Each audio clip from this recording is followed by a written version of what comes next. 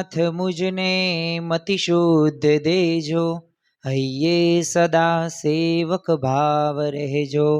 છો શબ્દો મારા પણ યાપ આવીને કહેજો, રાજી થઈ અક્ષર ભાવ દેજો, રાજી થઈ અક્ષર ભાવ દેજો। સ્વામિનારાયણ સાક્ષાત અક્ષર પુરુષોત્તમા, સર્વેભ્યં પરમાં શાંતિમ આનંદમ સુખમર્પયેત। શ્રી સ્વામિનારાયણ ભગવાનની જય। અક્ષર પુરુષોત્તમ મહારાજની જય। ગુણાતીતાનંદ સ્વામી મહારાજની જય। પ્રમુખ સ્વામી મહારાજની જય। પ્રગટ ગુરુ હરિ મહંત સ્વામી મહારાજની જય। સુરત અક્ષરધામ મહોત્સવની જય। દરેક દિવ્ય હરિભક્તોને રવિ સભા પ્રવચનના જય સ્વામી નારાયણ। આજનો પવિત્ર દિવસ એટલે કે રવિવારનો દિવસ શા માટે પવિત્ર? કારણ કે બ્રહ્મ સ્વરૂપ યોગીજી મહારાજે આ રવિ સભાનો પ્રારંભ કરેલો અને એ રવિ સભાથી જીવનમાં એક અઠવાડિયાના અંતે આપણા જીવનમાં એક ચાર્જિંગ કરવાનો આ દિવસ છે। પણ ચાર્જિંગ કયું? કે જેમ ફોનની અંદર બેટરી ડાઉન થાય તો આપણે એ પ્લગમાં ચાર્જિંગ ભરાવીને આપણી બેટરી ફૂલ કરી નાખીએ છીએ ચાર્જ। એ તો ભૌતિક ગેજેટ છે, પદાર્થો છે, અને એ તો જેટલું તમે ચાર્જિંગ રાખો એટલો વધુ તમને ફોન ઘુમાડવાનું મન થાય અને એમાં સમયનો બગાડ થાય। પરંતુ આ એક આધ્યાત્મિક એવું રિચાર્જ છે કે જે છેલ્લા ઘણા બધા દિવસોથી એ આપણું મન થાકેલું હોય, આપણા વિચારો એ અસ્તવ્યસ્ત આવતા હોય, તો એ બધું સ્થિર કરવા માટેનો આ રવિવારનો દિવસ છે। તો આપણે આજે આ રવિવારની સભાની અંદર યોગીજી મહારાજની આજ્ઞા પ્રમાણે કથા શ્રવણ તો કરીશું જ છે, પરંતુ આજનો પ્રવચનનો જે વિષય છે કે બ્રહ્મરૂપ થવા માટે એવી કઈ કલમો છે, 3 કે જે આપણે સમજવાની છે। જો કલમો એટલે શું કે તમે નિયમ કહો, વિષય કહો કે સમજણ કહો, એ જે કહો એ તે, પણ એ 3 સમજણો રહીને એ સમજવી તો પડશે જ તે, તો જ આપણે બ્રહ્મરૂપ થવાશું। હવે પ્રશ્ન આપણને થાય કે આ બ્રહ્મરૂપ શબ્દ તો ઘણી વખત અમે સાંભળીએ છીએ સંતોના મુખેથી, શાસ્ત્રોનું જ્યારે પઠન કરીએ, વચનામૃત સ્વામીની વાતો વાંચીએ, તો આ બ્રહ્મરૂપ એટલે શું? તો જો આપણે સર્વ કોઈએ મનુષ્ય દેહ ધારણ કર્યો છે અને આ મનુષ્ય દેહમાંથી જ આપણે કલ્યાણ કરી શકીએ છીએ, આત્માનું કલ્યાણ થાય છે। અને દરેક શાસ્ત્રનો સાર છે કે આત્માનું કલ્યાણ કરવું, આત્મકલ્યાણ જેને કહેવાય। પણ આ આત્મકલ્યાણ ક્યારે થાય? આપણે પરબ્રહ્મની ભક્તિ ક્યારે કરી શકીએ? તો જ્યારે આપણે બ્રહ્મરૂપ થઈએ ને ત્યારે। હવે બ્રહ્મરૂપ થવા માટે તે એકાંતિક ધર્મના 4 અંગો છે કે ધર્મ, એ પછી જ્ઞાન, ભક્તિ અને વૈરાગ્ય। તો આ ચારેય સિદ્ધ કરીએ ને પછી બ્રહ્મરૂપ બની જઈએ। પણ લોયાનું 7મું વચનામૃત વાંચો, એની અંદર શ્રીજી મહારાજે વાત કરી છે કે જે બ્રહ્મરૂપ થાય છે તેને જ પરબ્રહ્મની ભક્તિ કરવાનો અધિકાર છે। તો પ્રથમ તો આપણને ખ્યાલ આવી ગયો કે ખરેખર બ્રહ્મરૂપ થવું એ જરૂરી છે। કારણ કે આપણે પરબ્રહ્મ ભગવાન સ્વામિનારાયણની આપણે ભક્તિ કરવી છે, સેવા કરવી છે, અક્ષરધામમાં જવું છે, તો એના માટે બ્રહ્મરૂપ થવાનું છે। તો આજે આપણે આ રવિ સભાની અંદર એ જ સમજવાના છીએ। આપણે આજે એકાંતિક ધર્મના 4 અંગોની વાત નહીં કરીએ, પરંતુ બ્રહ્મરૂપ થવા માટે 3 કઈ કલમો છે કે જે આપણે દ્રઢ કરવાની। પણ એ પૂર્વે તે આપણે શા માટે બ્રહ્મરૂપ થવાનું છે, બ્રહ્મરૂપ ક્યારે થવાય છે, અને કેવી 3 સમજણો જો આપણા જીવનમાં આત્મસાત કરીએ તો બ્રહ્મરૂપ થઈ જઈએ, તેની વિશેષ વાતો આજના આ પ્રવચનની અંદર આપણે સાંભળવાના છીએ। અને પ્રવચનના અંતની અંદર આપણે એક સંકલ્પ સાથે ઊભા થશું, કારણ કે દર રવિવારે આપણે રવિ સભા સાંભળીએ જ છીએ, બ્રહ્મ સ્વરૂપ યોગીજી મહારાજની આજ્ઞાનું પાલન કરીએ જ છીએ। પરંતુ યથાર્થ આજ્ઞાનું પાલન ક્યારે કર્યું કહેવાય? કે જ્યારે આપણા જીવનની અંદર એ મુદ્દો આવે, સારું સારું નકરું બોલીએ, સારું સારું સાંભળીએ, સારું કરીએ, તે સારું જ કહેવાય। એક પોઝિટિવ એનર્જી આવે, સકારાત્મક વિચારોનું એક વાતાવરણ આપણી સમક્ષ ઊભું થાય, પણ જો આપણા જીવમાં જ ન હોય, વર્તનમાં જ ન હોય, વ્યવહારમાં જ ન હોય, તો પછી એ કંઈ કામનું નહીં. તો એને ટાઈમપાસ કહેવાય અંગ્રેજી ભાષાની અંદર, સમયનો બગાડ ગુજરાતી ભાષામાં. તો આપણે સમયનો બગાડ કે ટાઈમપાસ કરવા માટે રવિ સભામાં આ ભરતા નથી, આ પ્રવચન સાંભળતા નથી. આપણે તો એક આધ્યાત્મિક ઉત્કર્ષ, લૌકિક પરલૌકિક બંને રીતે આપણે સુખી થવા માટે આ યોગીજી મહારાજની આજ્ઞાનું પાલન કરીએ છીએ. અને મુખ્ય હેતુ તો શું છે? જો પ્રમુખ સ્વામી મહારાજ જ કહે છે કે રવિ સભા ભરવાથી બ્રહ્મરૂપ થઈ જવાશે, અને લાખો કરોડો એ દેતા પણ આવી વાતો નહીં મળે. એ તમે જો ગુણાતીતાનંદ સ્વામીએ કીધું છે, તો એમને જ તે બ્રહ્મરૂપ થવા માટેનો માર્ગ બતાવ્યો છે, 3 કલમો બતાવી છે. તો આપણે, તમે મારી હાથની અંદર જોવો છો, ગુણાતીતાનંદ સ્વામીની વાતોનું પુસ્તક છે. તો આની અંદર 1491-92 જેટલી વાતો છે. તો આપણે એમાં 3જા પ્રકરણની 33મી એક વાત છે, જેમાં બ્રહ્મરૂપ થવાની 3 કલમો વિશે વાત કરવામાં આવી છે. તો આપણે સૌપ્રથમ આ વાતનું શ્રવણ કરીશું અને ત્યારબાદ સમજવાનો પ્રયત્ન કરીશું કે ગુણાતીતાનંદ સ્વામી આપણને શું સમજાવવા માગે છે. તો સૌપ્રથમ વાતનું આપણે શ્રવણ કરીએ એકાગ્ર ચિત્તે. સ્વામિનારાયણ હરે, સ્વામિનારાયણ હરે. સ્વામીએ વાત કરી છે કે સત્સંગમાં એમ વાત થાય છે કે જીવ બ્રહ્મરૂપ થઈ જાય ત્યારે પૂછ્યું છે કે સત્સંગમાં વાતો તો થાય છે, તોય જીવ બ્રહ્મરૂપ કેમ થતો નથી? પછી સ્વામી બોલ્યા છે કે હેતે કરીને સત્પુરુષમાં જીવ બાંધ્યો નથી, અને સત્પુરુષમાં જીવ બાંધ્યો હોય તો તેનો વિશ્વાસ ન આવે. તો જો પ્રથમ જ તે ગુણાતીતાનંદ સ્વામીએ સત્સંગમાં જે વાતો થતી હોય ને એની વાત સંદર્ભે વાત કરી છે. જો ગુણાતીતાનંદ સ્વામીની વાતો રહે ને બધી પ્રેક્ટિકલ છે, બધા આધ્યાત્મિક એવા ગૂઢ રહસ્યો ને એ બધું આપણને એમાંથી જોવા મળે. પણ એમ સામાન્ય કોઈક અભણ કે કોઈ કંઈ ખબર ન પડતી હોય એ વાંચે ને તો એને બધું સમજી પડી જાય, એને ખબર પડી જાય ગુણાતીતાનંદ સ્વામી શું કહેવા માગે છે. તો સત્સંગમાં વાતો થાય કે જીવ બ્રહ્મરૂપ થઈ જાય, પણ આ કેમ થતો નથી? ત્યારે ગુણાતીતાનંદ સ્વામીએ પ્રથમ શું કીધું કે હેતે કરીને સત્પુરુષમાં જીવ બાંધ્યો નથી. હવે બીજી વાત આગળ કરી, જો સત્પુરુષમાં જીવ બાંધ્યો હોય તો એનો વિશ્વાસ ન આવે. તો જો પહેલી કલમ કઈ કીધી? હેતે કરીને સત્પુરુષમાં જીવ બાંધવાની. આપણે હમણાં સમજશું કેવી રીતે આપણે હેતે કરીને સત્પુરુષમાં જીવ બાંધવાનો છે, એવા દ્રષ્ટાંતોની વાતો પણ કરીશું. પછી આગળ શું કહે છે? ત્યારે વળી પૂછ્યું છે કે હેતે કરીને જીવ બાંધ્યો હોય તો એનો વિશ્વાસ કેમ ન આવે? ત્યારે સ્વામી બોલ્યા છે કે આ જલે ભક્તે મારા સાથે જીવ ઘણો બાંધ્યો, પણ એમાં વિશ્વાસ ન આવે. એમ કહીને વળી બોલ્યા છે કે વિશ્વાસ તો હોય તો પણ નિષ્કપટપણે વર્તાય નહીં, ને નિષ્કપટપણે વર્તે તો જીવ બ્રહ્મરૂપ થયા વિના રહે નહીં. એ સિદ્ધાંત વાત છે. એ પ્રથમ તો આ ગુણાતીતાનંદ સ્વામીની વાતનું આપણે શ્રવણ કર્યું. આપણા સર્વ કોઈના મનની અંદર એક તો નક્કી થઈ ગયું, 3 કલમો કઈ છે. પ્રથમ કલમ કઈ છે? હેતે કરીને સત્પુરુષમાં જીવ બાંધવો.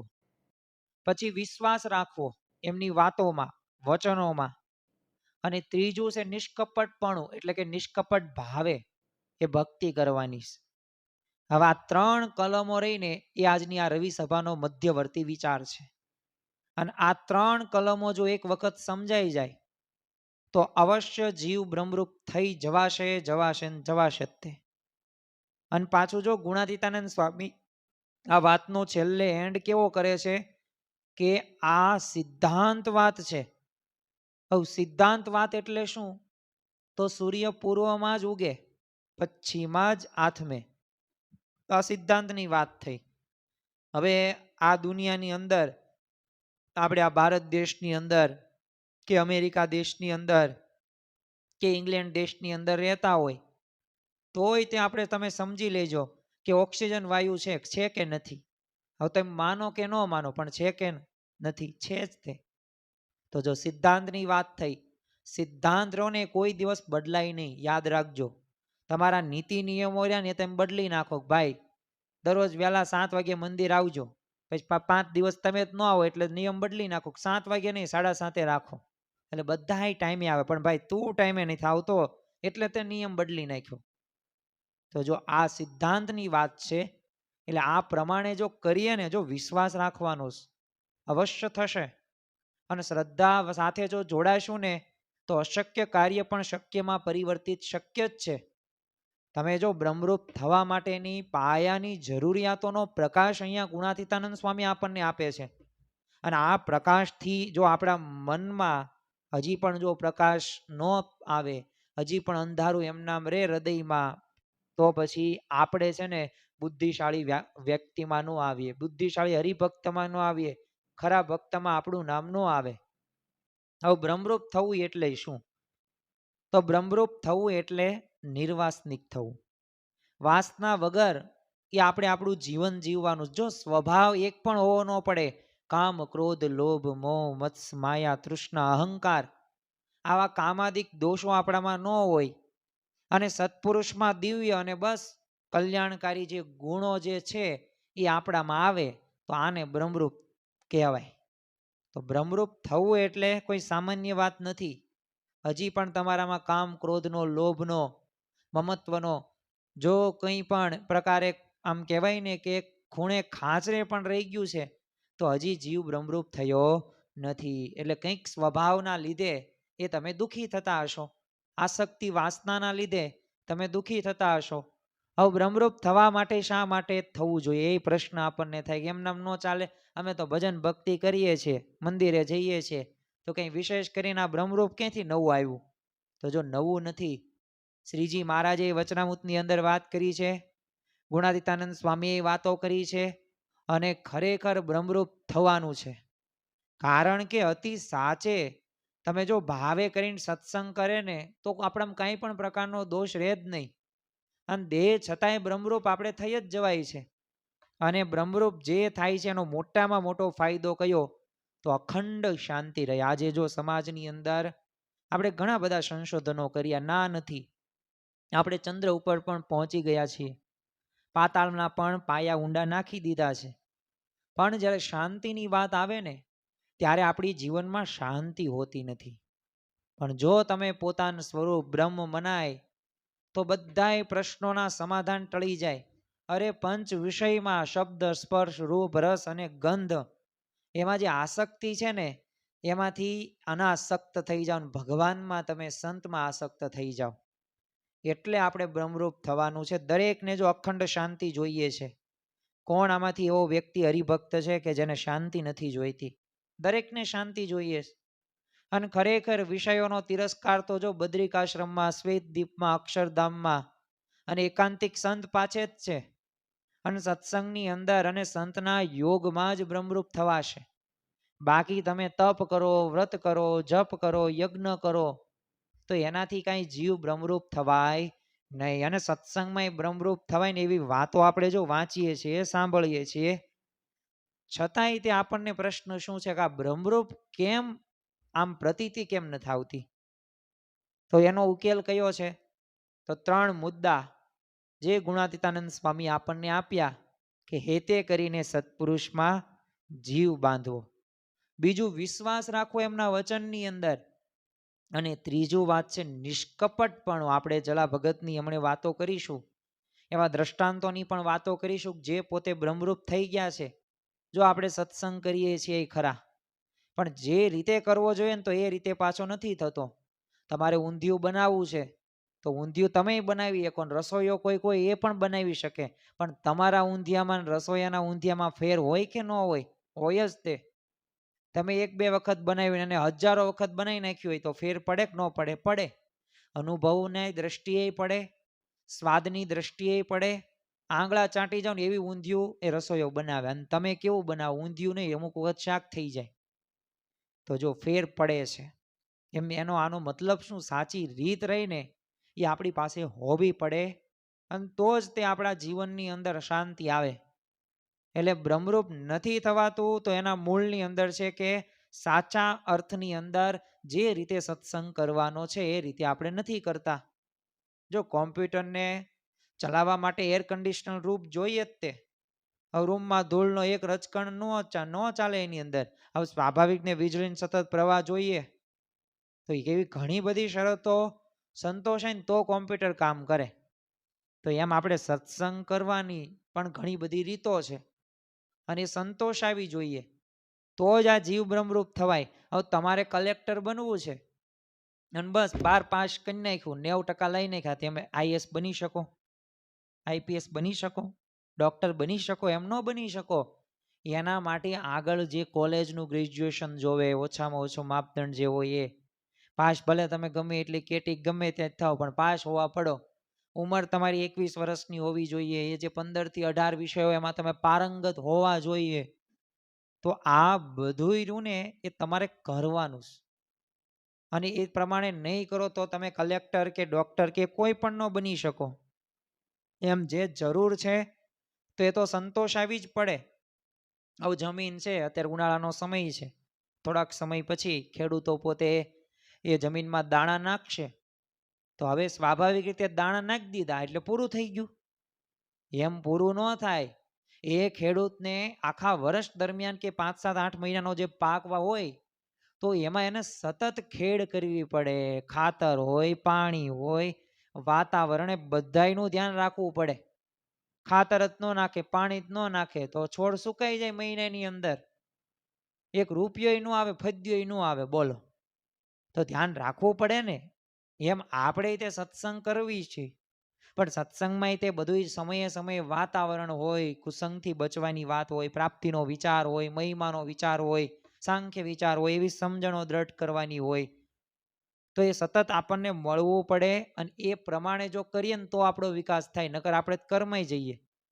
ઘણા બધા તો એવા છોડ છે ને કે હજી તો આમ બહાર ફૂટ્યા હોય ને ત્યાં આથમી જાય. એટલે કંઈક માન અપમાન એવા પ્રસંગો બને, તરત સત્સંગને ટાટા બાય બાય સીયુ કરી નાખે. નાના બાળક કેમ શીખવાડો ને ત્યારે કે કરતો ટાટા બાય બાય, એટલે આવું બધું આપણે કરી નાખીએ છીએ કે હવે કંઈ રહેવું નથી. સત્સંગમાં મજા આવે ક્યારે?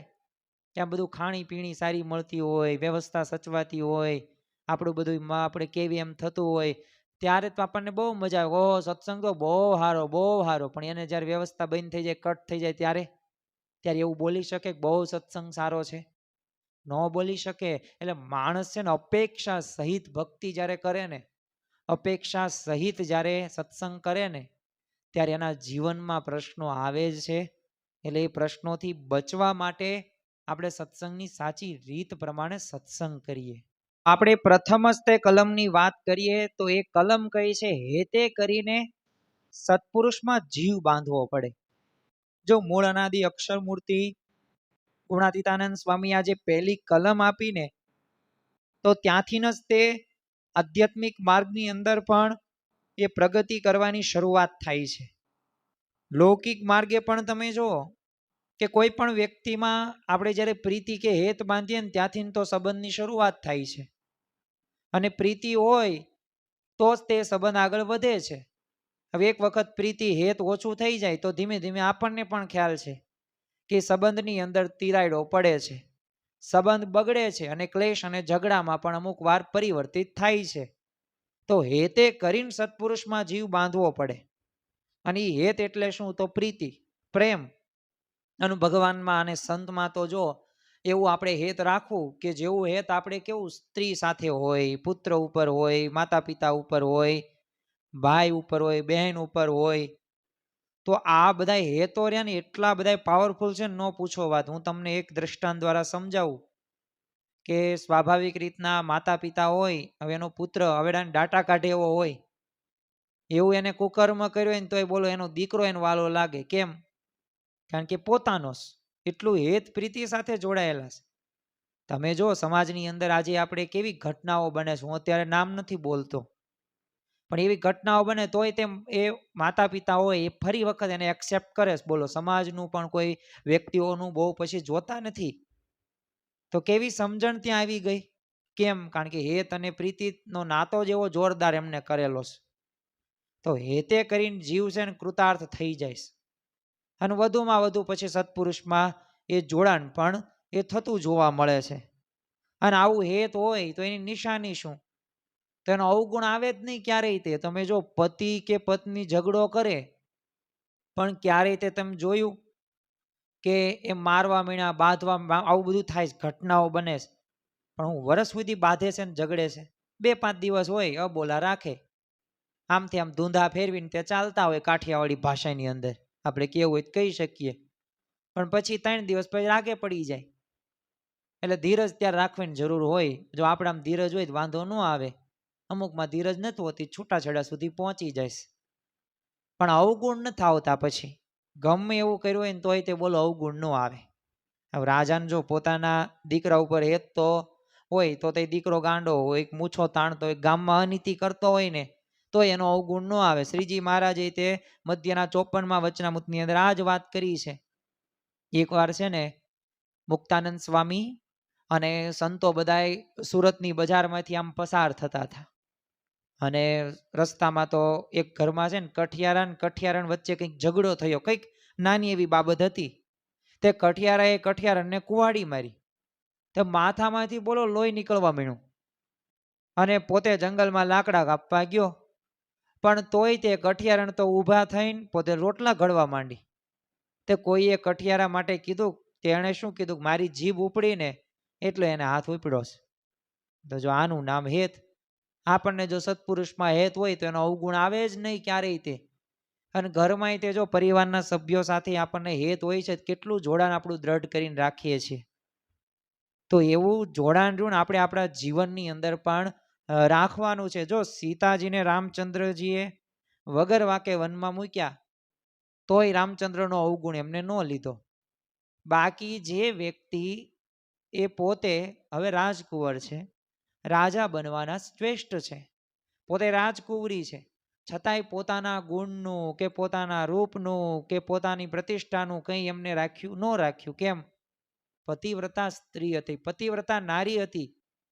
એટલે તમે જો કેટલા બધા દુઃખો સીતાજીના જીવનમાં આવ્યા તોય તે બોલો છેલ્લે ધરતીમાં પોતે એ જવાના હતા ને અંદર પાછા, ત્યારે એમણે શું કીધું કે મને દરેક જન્મની અંદર એ ભગવાન રામ મળે, એવા જ આત્પતિ મળે. જો આ પ્રકારની એક પરાકાષ્ઠા તો તમે જો. બાકી તો એક પાવભાજી ન લાવી દીધી હોય ને તો 5 દિવસ આમાં દિવેલ પીધેલું હોય ને એવું મોઢું કરીને આમથી આમ ઘૂમતા હોય માણસો આજે. પણ જો અવગુણ નથી લેતો. અને અંત્યનું 17મું એક વચનામૃત છે, જેની અંદર શ્રીજી મહારાજે વાત કરી કે ભરતજીને મૃગલીન બચ્ચામાં હેત થયું તો એનું જ જો રટન ભજન થતું હતું. તો જો જેમાં હેત હોય ને એનું સતત ચિંતન રહ્યા જ કરે. તમે જો કોઈક યુવક કે યુવતીના નવા એંગેજમેન્ટ થયા હોય એટલે કે ચાંદલા, વર્ષ 2 વર્ષ લગ્નની વાર હોય તો કેવો હેત પ્રેમનો નાતો એવો દ્રઢ થઈ જાય. હજી કાંઈ એને 20-25 વર્ષ પહેલા તો એ ઓળખતા નહોતા, બોલો નામય નહોત ખબર. એક વખત એંગેજમેન્ટ થયા અને એ ફોનની આમ કહેવાય ને આપલે કરી અને પછી તો એ ફોનની અંદર તમે એક એમના ફોનમાં એક ડિજિટલ વેલ બિલિંગ આવે, સેટિંગ બધાને ફોનમાં આવે. એમાં તમે સ્ક્રીન ટાઈમ જોવો ને ત્યારે બોલો 2-2, 3-3, 4-4 કલાક સુધી ફોન કોલ્સમાં વાત કરે. આપણને એમ થાય આટલી બધી કઈ શું વાતો કરતા હશે. અને એકની એકય વાત ન હોય પાછી, એ વાત સાચી. એ તો જે એને કર્યા હોય એને ખબર હોય, લગ્ન કર્યા હોય એને તે એંગેજમેન્ટમાં એ બધા દિવસોની અંદર કેવા એ દિવસો પસાર થતા. બોલો રાત્રે 3-3, 4-4 વાગ્યા સુધી ઉજાગરો કરે. પાછો ભાઈ સવારમાં ટાઈમ ટુ ટાઈમ કામે ચડી જાય. કેમ? જો મોડો શું જાગે તો ઘરના સભ્યો ખીજાય તો પછી વાત કરવાનું ટળે. એમાં કેવી બુદ્ધિ સમજણ આવી ગઈ, કેટલો હેત પ્રીતિ હોય. પાછું એકે એક ખાવા પીવામાં, હરવા ફરવામાં, સેલ્ફી ફોટો હોય જ તેને આ મોકલી. આમ જેટલું ભગવાનને ન યાદ કરે ને એના કરતાં તો 100 ગણું એના સામે જેની સાથે લગ્ન થવાના છે એને સંભાળતી હોય. બંને પતિ આમ કહેવાય ને યુવક ને યુવતી બંને લાગુ પડે, એકને નહીં. કારણ કે એક હાથે તાળી ન પડે, બંને હાથે તાળી પડે. તો આ પ્રકારનો પોતે હેત પ્રીતિથી થઈ જાય. જો સતત ચિંતવન રહ્યા કરે. તમે જો આણંદજીને સંઘેડિયાને મહારાજ કીધું કે શાહુકારનો દીકરો મરે તો તમારે કેમ? તો આમને આનંદજીભાઈએ શું કીધું કે બહુ ભૂંડું કહેવાય. પછી મહારાજે બીજું કીધું રાજાનો દીકરો મરે કેમ? અને આનંદજીભાઈ કે મહારાજ હું તો બહુ ખરખરો કરું. અને પછી મહારાજે મુદ્દો કીધો આ તમારો મરે તો તે એણે શું કીધું કે ત્યારે તો ઘડીએ સંઘેડો બંધ કરી દઉં તે ઘડીએ, અને ભૂંડું બહુ થાય. તો જો આનું નામ હેત. બીજા બધા ગમે તે કરે કાંઈ ફેર ન પડે, પણ પોતાનું જ્યારે આવે ત્યારે હેત પ્રીતિથી નાતો એટલો બધો જોડાઈ ગયેલો હોય. તો આપણને સ્વાભાવિક રીતે લાગે. તો જો નિષ્કાન સ્વામીને પણ શ્રીજી મહારાજમાં સ્ત્રીને જેવું પતિમાં હેત હોય ને એવું હતું. અને એટલે જ તે તમે જુઓ તેઓ લખે છે કે વણ સમરતી આંખ મટકું ન ભરતી, સૂતા બેઠા જાગતા જાય છે ચિંતવા, એણે કરીને આનંદ એમ કહે નિષ્કુળ આનંદ. 24 કલાક સ્વપ્ન જાગ્રત સુષુપ્તિ અવસ્થાની અંદર અને સૂતા બેઠા જાગતા ખાતા પીતા હરતા ફરતા બધી ક્રિયાની અંદર નિષ્કાન સ્વામી ભગવાનનું જ ચિંતન કરે છે. જેમ પતિને પત્નીમાં હેત હોય ને એવું જ હેત આ સદગુરુ નિષ્કાન સ્વામીને મહારાજ પ્રત્યે હતું. એકવાર છે ને યોગીજી મહારાજ ગંગામાં સ્નાન કરતા બોલેલા જય નર્મદા મૈયા. તે બધા કે બાપા આ તો ગંગા છે. તો યોગીજી મહારાજ કે અમારા ગુરુ શાસ્ત્રીજી મહારાજ એ નર્મદામાં નાહેલા એટલે એમની સ્મૃતિ થઈ આવી. જો તરત સ્મૃતિ થઈ આવે. જો મહંત સ્વામી મહારાજ પણ સવારનો નાસ્તો એમનો મમરાથી શરૂ થાય, અલ્પાહાર મમરાથી જ. કેમ? કારણ કે સ્મૃતિ એમને ગોંડલની અંદર એ જે પ્રસંગ બનેલો એમને પત્તરવેલિયા બહુ ભાવતા મહંત સ્વામી મહારાજને. તો હવે યોગીજી મહારાજે કેવું કર્યું કે ગુરુ એમને દેતા નહીં, હવે પોતે તો એ રીતે યુવકમાં હતા કે એમને પત્તરવેલિયા નથી ભાવતા, એમને મમરા ભાવે છે. એટલે જો ત્યારે પછી પત્તરવેલિયા ન આપ્યા મમરા આપ્યા, ત્યારથી નક્કી કરી નાખ્યું તો પત્તરવેલિયામાં અરુચિ. હવે યોગી બાપાએ ના નહોતી પાડી પણ રુચિ હેત એટલું બધું હતું, વિશ્વાસ એટલો બધો હતો. તો જો મમરાથી શરૂઆત કરે ને એ યોગીજી મહારાજની સ્મૃતિ યાદ કરે. એકવાર પ્રમુખ સ્વામી મહારાજ સારંગપુરમાં લીમડાની ડાળનો સ્પર્શ કરીને કીધેલો આ લીમડો શાસ્ત્રીજી મહારાજની પ્રસાદીનો છે. તો જો હેત હોય ને તો એ સતત આપણને અનુસંધાન રહે અને જેમાં હેત હોય એનું અખંડ ચિંતન થયા જ કરે છે. તો આપણે સત્પુરુષમાં જીવ બાંધ્યો છે કે નહીં ને એની બે જ નિશાની છે. એક તો એનો અવગુણ નો આવે અને બીજે એનું અખંડ ચિંતન રહે. હવે આ બંનેમાં આપણે સમજી લેવાનું કે આપણને અવગુણ આવે છે, શું આપણને અખંડ ચિંતન એ થાય છે કે નથી થતું.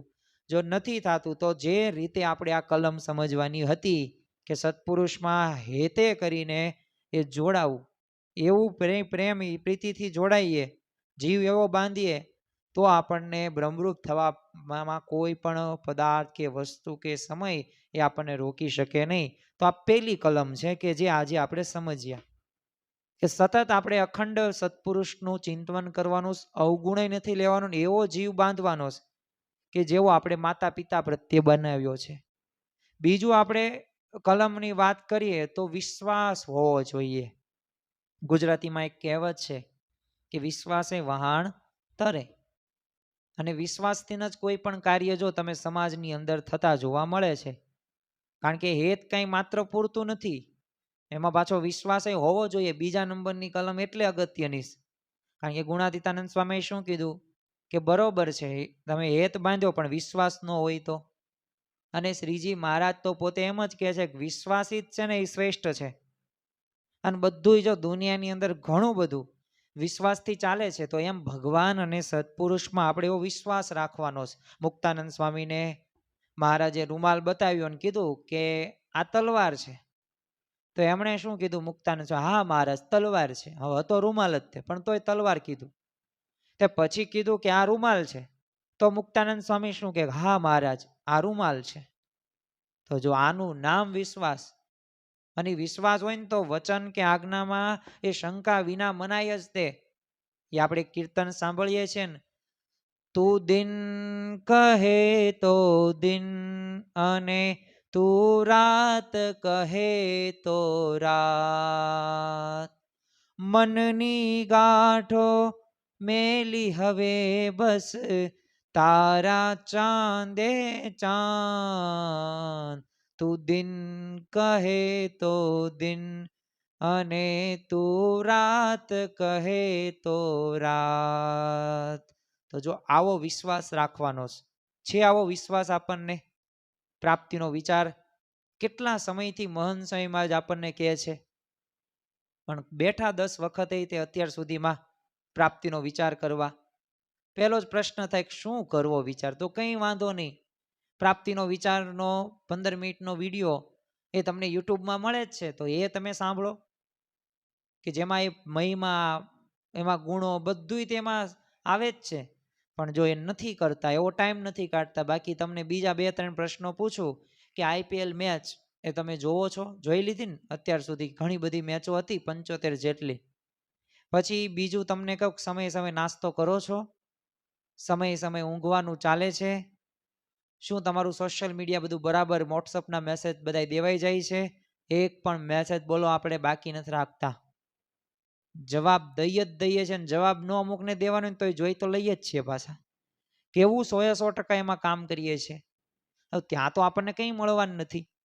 અહીંયા તો આપણને બધુંય મળશે, આધ્યાત્મિક રીતે, લૌકિક રીતે, પણ છતાં જો વચનમાં નથી વિશ્વાસ. ભગતજી મહારાજ તમે જો એઠા વાસણો સાફ કરતા અને ત્યાં ગુણાતીતાનંદ સ્વામી આવ્યા અને સ્વામીનો પગનો અંગૂઠો એ એઠવાણની એ કુંડીમાં સ્પર્શતો, એટલે એ વખતે સ્વામી બોલેલા કે પ્રાગજી આમ 68 તીરથ ક્યાં હશે? એટલે તરત તે વિશ્વાસી પ્રાગજી ભક્તે શું કીધું કે એઠવાણની કુંડીમાં. એ પોતે નાવા લાગે, તરત એમને વિશ્વાસ હતો આમ જ છે 68 તીરથ. કહેવાનો જો ઉદ્દેશ, તાત્પર્ય સમજી ગયા, ભાવાર્થ. સોમા ભગતને જો શાસ્ત્રીજી મહારાજના વચનમાં વિશ્વાસ હતો તો માત્ર એક દોરડા પર લટકીને 150 મણના પથ્થર ઉપર ચડ્યા અને સેવા કરી. નો બીક લાગી, એક દોરડા ઉપર 150 મણ. પેલા તો શક્ય જ નથી, અશક્ય વાત છે. બીજું કે કોણ ચડે? કોઈ ન ચડે.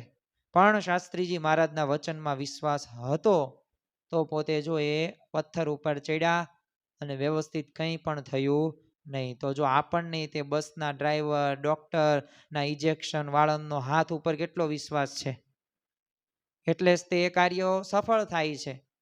તો એટલે આપણે શું કરવાનું છે? વચનમાં વિશ્વાસ રાખી ભજનમાં ભળી, વચનમાં વિશ્વાસ રાખી ભજનમાં ભળી, પૂર્વ કેરા પાપ તારા તો જાશે બળી, ભજો નહીં ભગવાન મૂરખ જીવતા મર્યો, એ ભજો નહીં ભગવાન મૂરખ જીવતા મર્યો. તો વચનમાં વિશ્વાસ રાખીએ, એ જેમ કહે એ પ્રમાણે આપણે કરીએ. આપણી બુદ્ધિનો ડોલ રહ્યો ને આપણે બધું ઘરે રાખીએ, આપણા મનમાં રાખીએ ને કાઢી જ નાખીએ.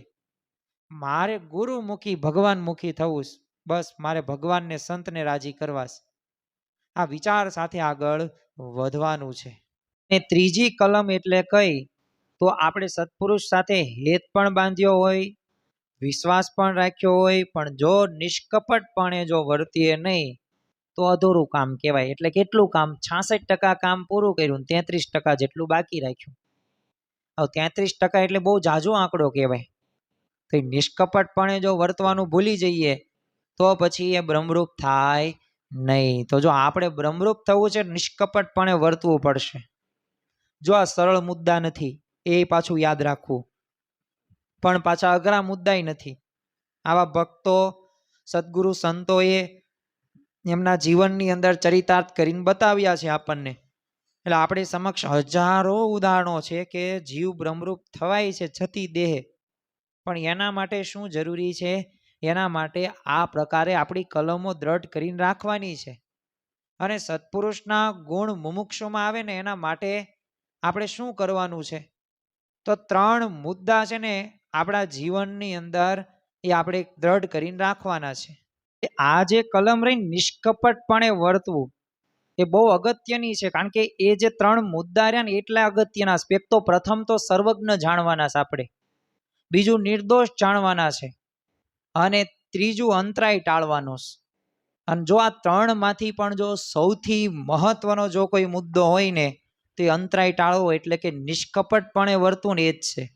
ભગવાન અને સંત એ સર્વ કરતા હરતા છે, નિર્દોષ છે. અને એટલે જ તે આપણે ઉત્તર ગુજરાતની એ બાઈ હરિભક્તોએ આ જ વાત કરી. અને ત્યારે પણ શ્રીજી મહારાજે મહાબળવંત માયા તમારી એ જે પ્રાર્થનાના અંતે મહારાજે એક જ કીધું, ઓલ ઇન વન સમાધાન, કે નિર્દોષ જાણજો. મારી દરેક ક્રિયા તમે એમાં નિર્દોષ બુદ્ધિ, જો દિવ્ય ભાવ નિર્દોષ બુદ્ધિ રહે ને એ જ જરૂરી છે. જો પારસ મણી છે ને લોખંડને સોનું કરે છે, પરંતુ લોઢાના ડાબલામાં રહેલો પારસ મણી ડાબલાને સોનાનો કરી શકતો નથી, કારણ કે વચ્ચે ચિનાઈ કાગળનું પાતળું આવરણ હોય છે. એ આવરણ એટલે શું? કપટ. એ કપટ હોય ને તો ક્યારેય તે કોઈ વ્યક્તિ આગળ વધી શકે નહીં. જો આપણે આવું આવરણ ભગવાન કે સંત સાથે નથી રાખવાનું. અને શ્રીજી મહારાજે એક છે ને ડોશમાન પૂછેલું તમારી પાસે આમ કેટલા રૂપિયા છે? તે ડોશીને એમ કે મહારાજ બધાય માગી લેશે. તો બોલો કેવું કપટ કર્યું, જો કેવો જીવ અજ્ઞાની છે કે જ્યારે ભગવાન અને સંત પણ પૂછે ને ત્યારે તે પોતાની દેહ બુદ્ધિ અને પોતાના તર્ક વિતર્કો પોતે કરે છે. એના મનમાં એવો વિચાર નથી આવતો કે ખરેખર તો આ બધું ભગવાનને સંત બધું જાણે છે. તો આ ડોશમાં બુદ્ધિ થોડીક વાપરી અને સ્માર્ટ થઈ ગયા. હવે હતા 10,000 તોય મહારાજને શું કીધું 5,000 રૂપિયા હશે હવે એ સમયની અંદર. તો મહારાજ કે જાઓ લઈ આવો 5,000. તો ડોશમાં તો રાજી થઈ ગયા, કારણ કે એમના મનમાં શું હતું કે જો જેટલા કહીશ ને એટલા બધા મહારાજ લઈ લેશે. એટલે મેં સારું 5,000 જ કીધા અને પોતે 5,000 રૂપિયા લઈને આવે છે ને મહારાજને અર્પણ કરે છે. એટલે 5,000 રૂપિયા તો દઈ દીધા. 1-2 દિવસ પસાર થયા અને ચોર આવે છે ડોશમાન ઘરે અને ઓલા 5,000 રૂપિયા કે જેમને ઘરે રાખેલા તો એ પોતે ચોર લઈ જાય અને રડતા રડતા એ શ્રીજી મહારાજ પાસે આવે છે. તે મહારાજ કે કેમ રડો છો? તે મહારાજ ચોરી થઈ ગઈ. તો મહારાજ કે કેટલા રૂપિયા ચોરી થઈ ગયા? 5,000 રૂપિયા. કે મેં તમને 1-2 દિવસ પહેલા પૂછ્યું હતું 5,000 રૂપિયા તમે મને કીધા, તો 10,000 રૂપિયા હતા તમે કેમ ખોટું બોલ્યા? તો લો આ 5,000 રૂપિયા, અને અમે તો છે ને તમારી રક્ષા કરવી હતી ને એટલે તે અમે તમારી પાસે પૈસા માગ્યા હતા, અમારે કંઈ જરૂર નહોતી, પણ જો તમે કપટ રાખ્યું એટલે તમારે આવું ભોગવવું પડ્યું. પછી તો ડોશીમાને તે પસ્તાવો થયો, પણ પછી શું કરે? જો ભગવાનને સંત પછી એમ કંઈ કરે નહીં. તમારું કપટ હોય, તમારી અનીતિ અપ્રામાણિકતા હોય તો એમાં ભગવાનને સંત ક્યારેય એવામાં મદદ કરતા નથી જ. તે એ તો તમે ભલે એમને એમના કહેવાયના, ભગવાન જો અન્યાય આપણી સાથે નથી કરતા, પણ તમારું કપટ રહ્યું ને, તમારું આજ્ઞા લોપ રહ્યું ને તો એના લીધે દુઃખ આવશે પાછા. હવે ડૉક્ટર આગળ જઈએ અને દર્દીએ તમામ પ્રકારે ખુલ્લા થવું પડે કે ન થવું પડે? પડવે જ તે. ગમે એવો ગુપ્ત રોગ હોય ને તો એ ગુપ્ત રોગ ભલે બધાયથી ગુપ્ત રાખીએ પણ ડૉક્ટર પાસે ગુપ્ત રોગ રખાય? હવે એ ગુપ્ત રોગ તમે રાખો તમે હેરાન થાવ. જો સામાન્ય દ્રષ્ટાંત છે પણ સમજવા જેવું. વાત એ સમજવાની છે, ગુપ્ત રોગ કે એ બધું નથી સમજવું આપણે, પણ સમજવાનું એ છે કે ભગવાનને સંત આગળ નિષ્કપટપણે વર્તવું. અને જો ત્યાં કપટ રાખીએ ને તો રોગ ન ટળે. એમ અંતરનો રોગ ટાળવા માટે ભગવાન અને સંત આગળ યથાર્થ રીતે નિષ્કપટ થવું પડે ને થવું પડે. જે નિષ્કપટપણે વર્ત્યા છે એમના જીવનમાં તે પોતે આગળ વધ્યા છે. બાકી જો કપટથી કરેલી વિદ્યા પણ એ કંઈ કામમાં નથી આવતી.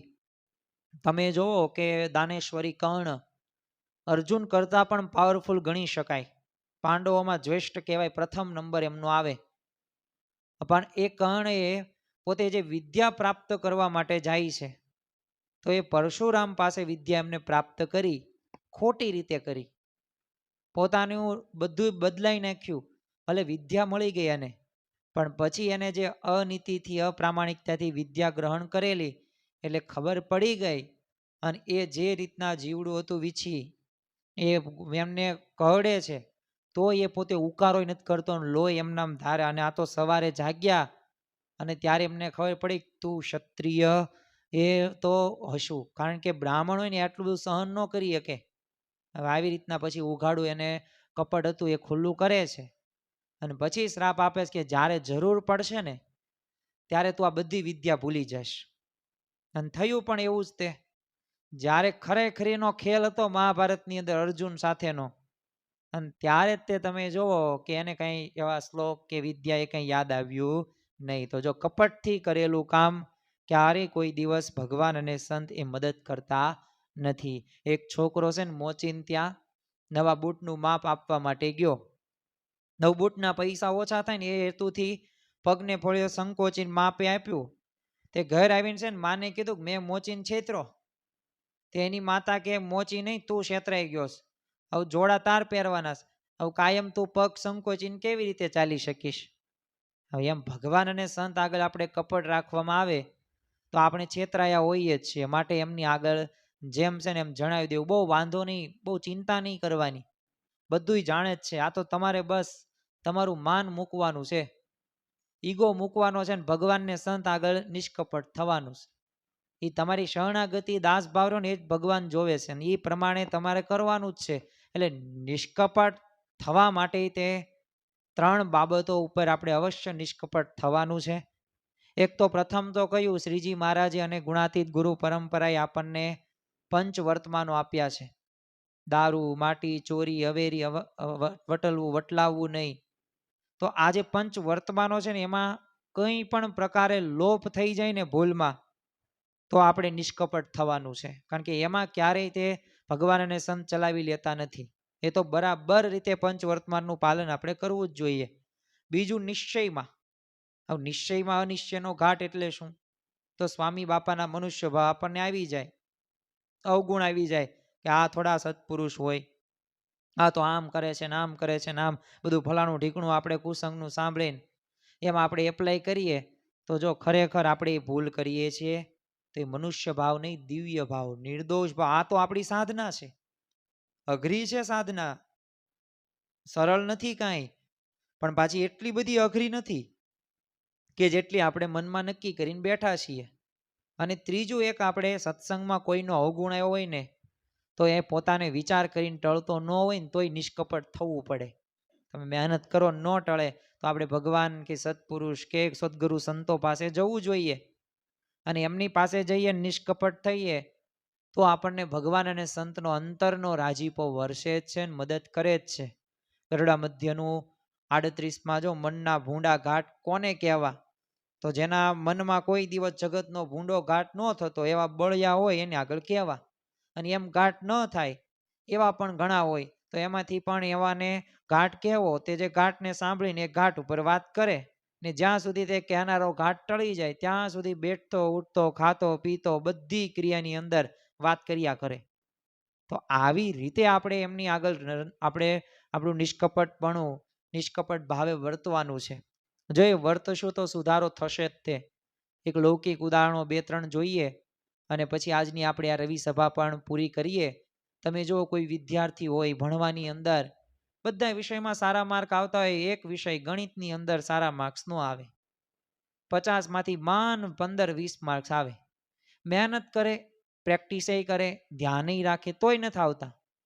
હવે જો એ શિક્ષક પાસે નહીં જાય કે હોશિયાર વિદ્યાર્થી પાસે નહીં જાય કે એના માતા પિતાને નહીં કહે તો પછી એ 15-20 માર્ક્સમાંથી ક્યારેય 25, 30, 35, 40, 50 50 નહીં જ આવે.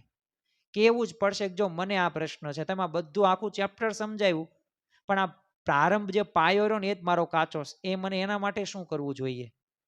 પૂછો તો જવાબ મળે ને.